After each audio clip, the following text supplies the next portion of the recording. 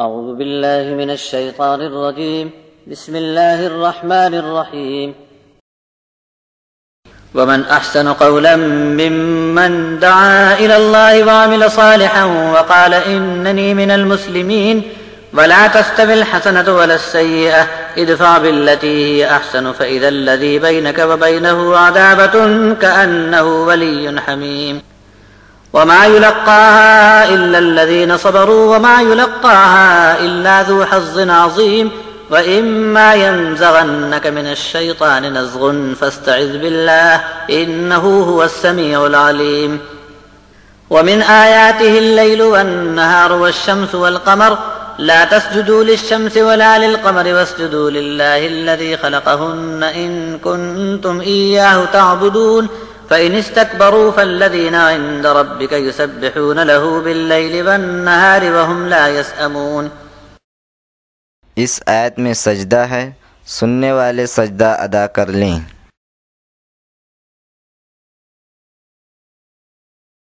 ومن آياته أنك ترى الأرض خاشعة فإذا أنزلنا عليها الماء اهتزت وربت إن الذي أحياها لمحيي الموتى إنه على كل شيء قدير.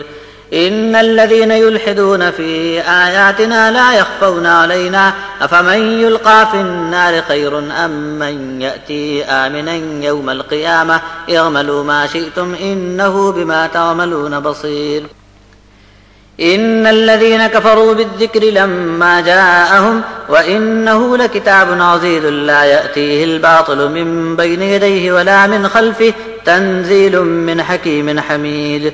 ما يقال لك إلا ما قد قيل للرسل من قبلك إن ربك لذو مغفرة وذو عقاب أليم.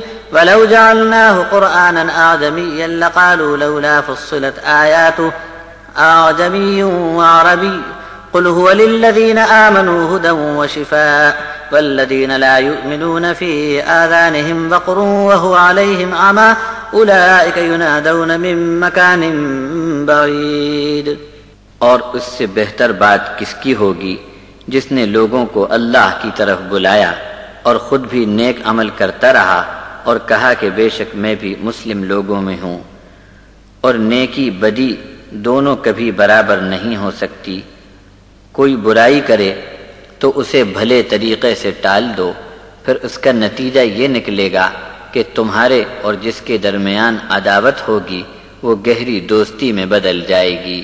اور یہ فضیلت تو بس ان لوگوں کو ملتی ہے جو صبر کرنے والے ہیں، اور یہ خوبی ان کے حصے میں آتی ہے جو بڑے صاحب نصیب ہیں. اور اگر تم کو کبھی شیطان کی طرف سے کسی اکساہٹ یا چھیڑ کا اندیشہ ہو تو اللہ کی پناہ طلب کرو، بے شک ہر طرح وہی سننے والا اور وہی جاننے والا ہے. سورج اور چاند، رات اور دن، یہ سب اس کی نشانیاں ہیں. تم نہ تو سورج کو سجدہ کرو اور نہ چاند کو، بلکہ صرف ایک اللہ کو سجدہ کرو جس نے ان کو بنایا. اگر تم ایک اللہ کی بندگی کرنے والے ہو تو غیر اللہ کو سجدہ کرنے سے تم کو دور رہنا ہے. پھر بھی یہ لوگ اپنی بڑائی نہ چھوڑیں تو ہمارا کیا بگڑے گا، جبکہ آپ کے رب کے یہاں جن کو تقرب حاصل ہے وہ تو رات اور دن اللہ کی پاکی بیان کرنے میں لگے ہوئے ہیں، اور عبادت کرنے میں ان کو ذرا بھی تھکان نہیں ہوتی.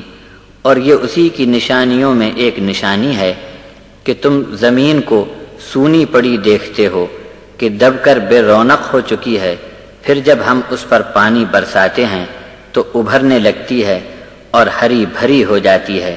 بے شک جس نے اس زمین کو زندہ کر دیا وہی مردوں کو زندہ کر کے دکھا دے گا.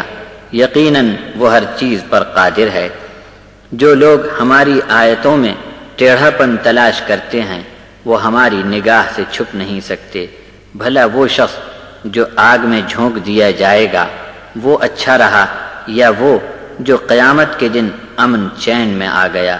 لوگو تمہارا جی چاہے ویسا عمل کرو، نتیجہ تمہارے سامنے آ کر رہے گا.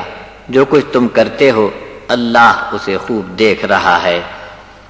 جب نصیحت نامہ ان کے پاس آ چکا پھر بھی جن لوگوں نے اس کا انکار کر دیا وہ سن لیں کہ کہ یہ ایک عزت اور غلبے والی کتاب ہے جس میں آگے سے اور پیچھے سے کوئی غلط بات آ ہی نہیں سکتی۔ یہ کتاب نازل فرمائی گئی ہے اس کی طرف سے جو دانشمند اور خوب سے خوب تعریف کے لائق ہے۔ آپ سے بھی وہی کہا جا رہا ہے جو آپ سے پہلے رسولوں سے کہا گیا تھا، بے شک آپ کا رب بہت مغفرت فرمانے والا اور اس کی پکڑ بھی بڑی دردناک ہے۔ اور اگر ہم اس قرآن کو غیر عربی یعنی عجمی زبان میں بھیجتے تو یہ چلا اٹھتے کہ ہم کیا سمجھیں، اس کی آیات تفصیل سے کھول کر بیان کیوں نہیں کی گئیں؟ یہ کیا ہے قرآن غیر عربی اور رسول عربی؟ آپ فرما دو کہ یہ قرآن ایمان والوں کے لیے راہ ہدایت ہے اور بیماریوں میں شفا ہے۔ اب بھی جو لوگ اس پر ایمان نہیں لائیں گے تو سمجھ لو کہ ان کے کان بند ہو چکے ہیں اور ان پر اندھاپن چھا گیا ہے۔ ان کی مثال اب ایسی ہو گئی جیسے کسی کو بہت دور سے آواز دی جا رہی ہو۔